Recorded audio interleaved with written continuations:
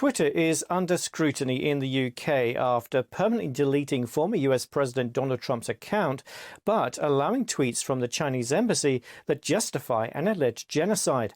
Our UK correspondent Jane Werrell has the details.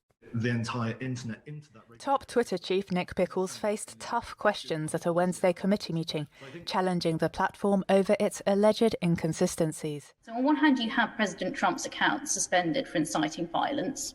Fine.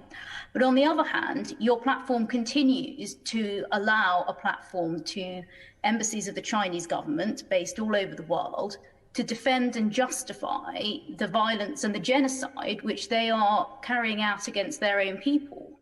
Pickles noted the explicit label on accounts run by state media and governments. He says removing Twitter accounts to protest against censorship in China doesn't further public conversation.